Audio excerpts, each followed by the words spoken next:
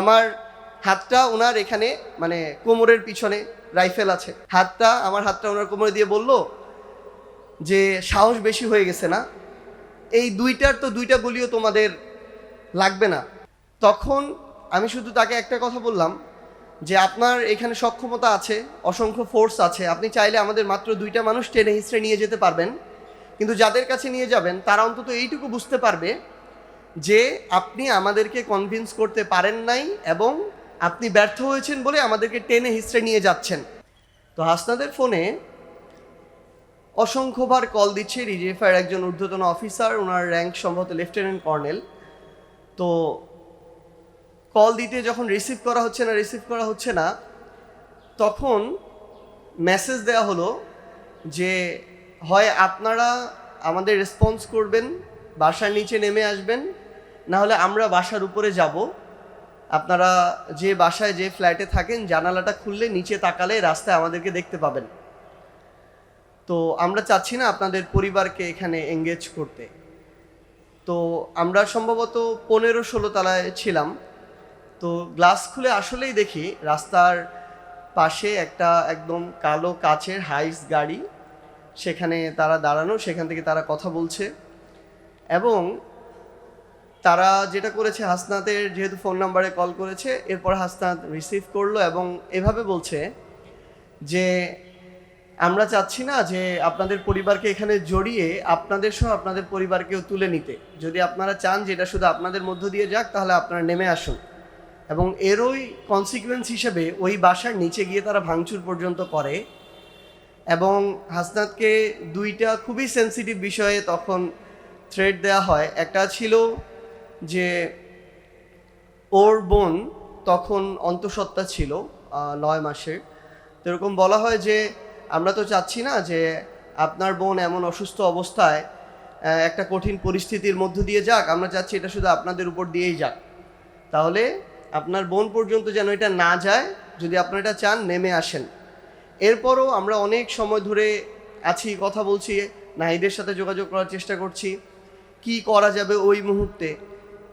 এর পরবর্তীতে তাদের আরেকটা কল, আরেকটা থ্রেট, যেটা হচ্ছে হাসনাতের আম্মু তখন কুমিল্লার দেবিদ্বারে থাকতো। তো বলল যে আপনার আম্মু এখন যে বাসায় আছে এই বাসার সামনের দরজাটা এরকম, দরজার সামনে আমাদের কিছু লোকজন আছে, তো আমরা তো মা পর্যন্ত যেতে চাইনি, কিন্তু আপনারা নিয়ে যেতে বাধ্য করছেন। তো এমন একটা পরিস্থিতিতে আসলে একজন সন্তানের কিছু করার থাকে না। যখন মা রিস্কে পড়ে যায়, বোন রিস্কে পড়ে যায়, এমন অবস্থায় তখন আমরা দুইজনই নিচে নেমে আসি। এটা হচ্ছে 18 তারিখ সন্ধ্যা মাগরিবের পরপর। তখন আমাদেরকে সেখানে গাড়িতে প্রথমেই তুলে জাস্ট চোখ কালো কাপড় দিয়ে বেঁধে এখান থেকে প্রথম নিয়ে যাওয়া হয়। এবং পরবর্তীতে আমরা যখন জানতে পারি 18 তারিখ ওই সন্ধ্যায় আমাদেরকে প্রথমবারের মতো নিয়ে যাওয়া হয় রাষ্ট্রীয় অতিথি ভবন, যেটা পদ্মা, সেখানে। ওইখানকার ঘটনাটা ছিল, আমরা যখন ওইখানে আমাদেরকে একটা রুমে নেওয়া হলো, আমাদের চোখের কাপড় খুলে দেওয়ার পর আমরা দেখি আমাদের আশেপাশে ডিজিএফআই, যেহেতু তাদের আলাদা কোনো পোশাক নেই, পোশাক ছাড়া প্রায় অফিসার আছে 20 থেকে 25 জন। পরবর্তীতে আমরা যখন জানতে পারি যে সেখানে ডিজিএফআই ঢাকা ডেটের কমান্ডার থেকে শুরু করে যত অফিসার আছে, এমনকি স্বয়ং ডিজিএফআই চিফ ওই জায়গায় উপস্থিত ছিলেন আমরা পৌঁছার পূর্বেই।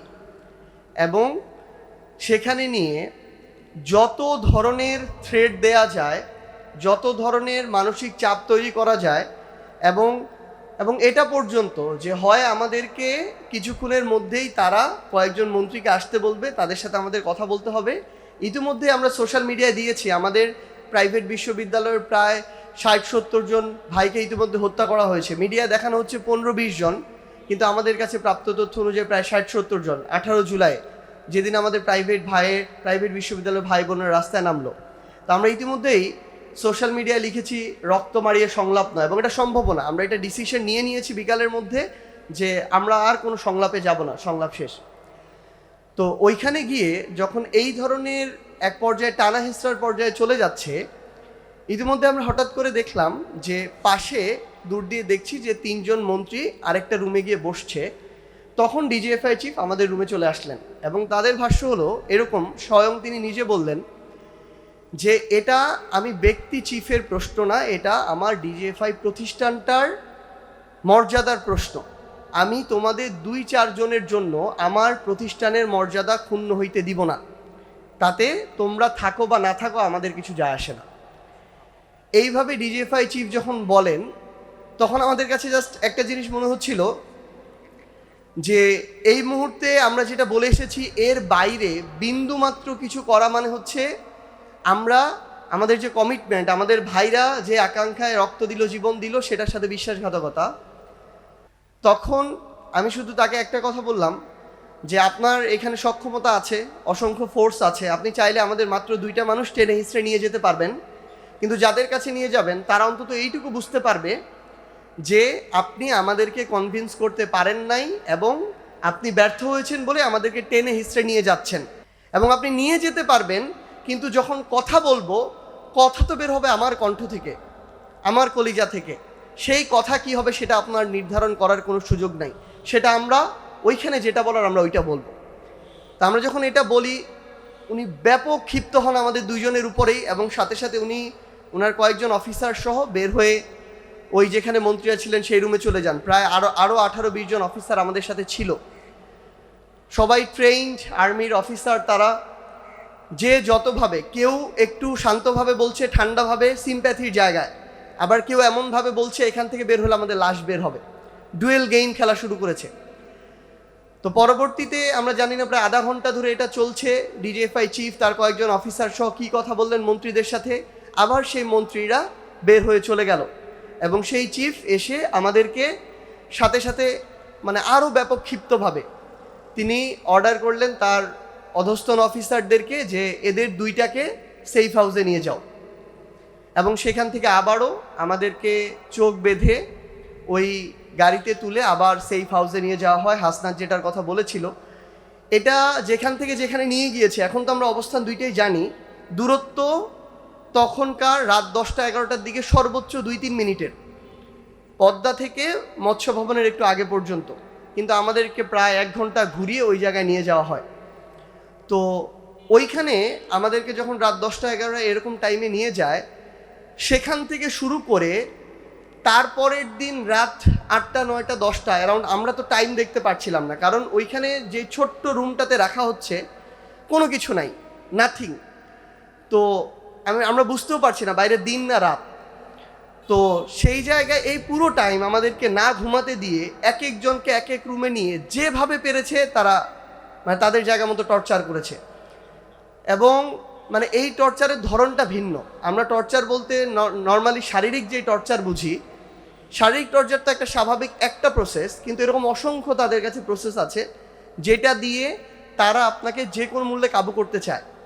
এবং আমাদের 2জনকে প্রায় 20 ঘন্টার মতো এক একজন এক একভাবে জেরা করে, অফিসার পরিবর্তন হয়, কখনো তার পরিচয় দেয় এসে, কেউ কর্নেল র্যাঙ্কের এবং যিনি ডেড কমান্ডার ছিলেন ব্রিগেডিয়ার জেনারেল র্যাঙ্কের। এইভাবে পুরো সময় জেরা করে, আমি একটু শর্ট করছি কারণ এই একটা ঘটনা বলতে গেলেই হয়তো আমার ঘন্টাখানেক সময় লাগবে। এরকম আমরা জানি, আমরা যারা ছিলাম পথে মাঠে ঘাটে, আমাদের সবারই ঘন্টার পর ঘন্টা বলার মতো আমাদের এরকম ঘটনাগুলো রয়েছে। তো এর পরের দিন তখন আমাদেরকে এই পুরো সময় জুড়ে যখন কোনোভাবেই তারা কনভিন্স করতে পারে না, তখন আবার আমাদের আরেকজন সমন্বয়ক হাসিবের লোকেশন তারা ট্রেস করে হাসনাতকে নিয়ে যায়, সেখানে নিয়ে গিয়ে চানখারপুল থেকে তাকে আবার তুলে নিয়ে আসে। তখন আমাদের সংখ্যাটা 3 হয়। প্রত্যেকের সাথে এই খেলা হচ্ছে। হাসনাত তো রাজি হয়ে গিয়েছে, তুমি না হলে ও বেঁচে যাবে, আন্দোলন শেষ হয়ে যাবে, কিন্তু তোমার লাশ তোমার পরিবার খুঁজে পাবেন। আবার আমাকে সেম কথা বলে, যেটা আমরা পরে যখন কথা বলেছি। আবার ধরেন ছোট্ট একটা ওয়াশরুমের মতো জায়গা যেখানে নিয়ে তারা দড়ি ঝুলিয়ে রেখেছে একটা রডের মধ্যে। তো বলে যে ওরা তো চলে যাচ্ছে, ডিজিএফআই চিফ আসছে, তোমার জন্য সম্ভবত এই দড়িটাই সর্বশেষ পরিণতি, তো একটু নিজের বাবা মার কথা চিন্তা করে নাও, কথা বলার তো সুযোগ নেই। তো আসলে আমি এখান থেকে এই সিচুয়েশনটা যেভাবে সহজে বলছি বা আপনারা যেভাবে এটা শুনছেন, ওইখানকার সিচুয়েশনটা এমন ছিল না আসলে, এবং ওই পরিস্থিতিতে এটা কল্পনা করা অন্যরকম বিষয় ছিল। তো এর মধ্য দিয়ে সর্বশেষ আমরা এখন যতটুকু মনে করতে পারি যে সম্ভবত এশার আজানের পরপর আমাদেরকে আবার ডিজিএফআই চিফ স্বয়ং আবার ওইখানে আসে। বাইরে থেকে দেখে মনে হবে, আমরা যখন পরে গিয়েছিলাম ওইটা একটা মানে এমন একটা রুম যেটা হচ্ছে বা এমন একটা ছোট্ট বাসা যেটা পরিত্যক্ত আরও 20 বছর আগে, কিন্তু ভিতরে তাদের মেকানিজম করার জন্য, নির্যাতন করার জন্য, অত্যাচার করার জন্য যা দরকার সব কিছু আছে।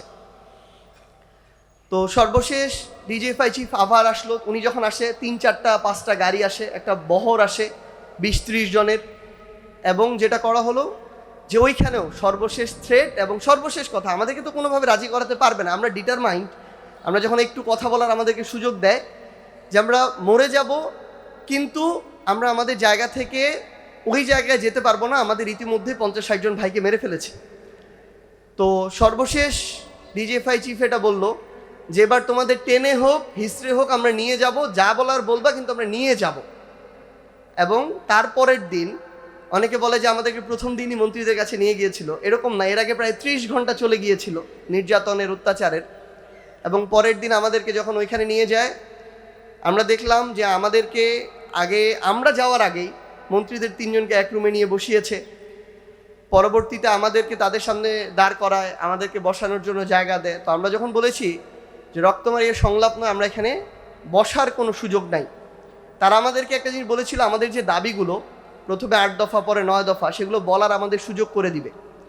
তো আমরা একটা কাগজে লিখে সেটা তাদেরকে দিয়ে সামনে চলে আসি, সেখানে মিডিয়া দাঁড়ানো ছিল।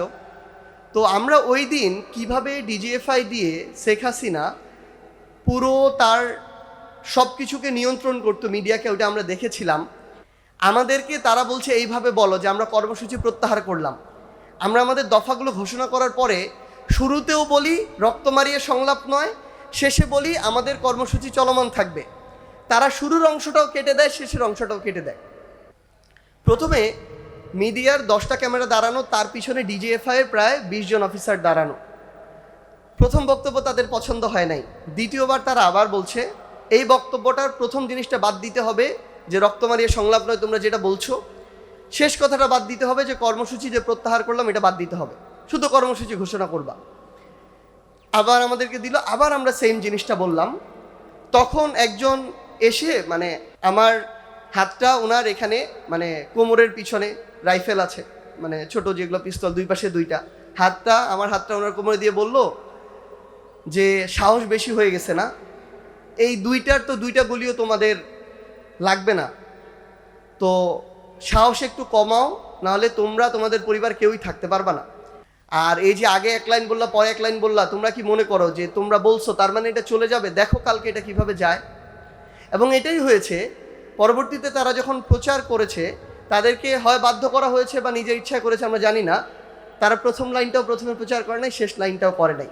কিন্তু ওইখানেও বাংলাদেশপন্থী কিছু মানুষ ছিল যারা নিপীড়নের বিরুদ্ধে ছিল। তারা ওই পূর্ণ ভিডিওটা আবার ইন্টারন্যাশনাল বিভিন্ন যারা সাংবাদিকতায় ছিলেন বা সিভিল সোসাইটি ছিলেন তাদেরকে দিয়েছিলেন। তো পরবর্তীতে এটা নিয়ে আমাদের ভিতরে বিভাজন সৃষ্টি করার তৈরি করা হয়। সেখান থেকে আমাদেরকে ক্যান্টনমেন্টে নিয়ে যাওয়া হয়, তাদের মতো করে তারা টর্চার করে, সেখান থেকে ডিবিতে নিয়ে যাওয়া হয়। প্রত্যেকটা সময় তাদের স্ক্রিপ্ট ছিল, হয়তো আমরা এই কথাগুলো কোনো দিন আমরা এগুলো হয়তো লিখবো, আমরা একটু বলবো কোনো দিন। আমাদের এখানে যারা ভাইরা আছেন, আসলে প্রত্যেকের আলাদা আলাদা স্ট্রাগল আছে। কারোটার সাথে আমি কোনোদিন কারোটা তুলনা করতে চাই না এবং কারোটাকে ছোট বড়ও করতে চাই না, কারণ আমি মনে করি প্রত্যেকের জায়গা থেকে প্রত্যেকের যে স্ট্রাগল ছিল, অবদান ছিল, এটা একটা আরেকটার পরিপূরক। কোনোটা না হলে হয়তো আমাদের ওই 5ই অগাস্টটা হতোই না, হয়তো অসম্পূর্ণ থেকে যেত।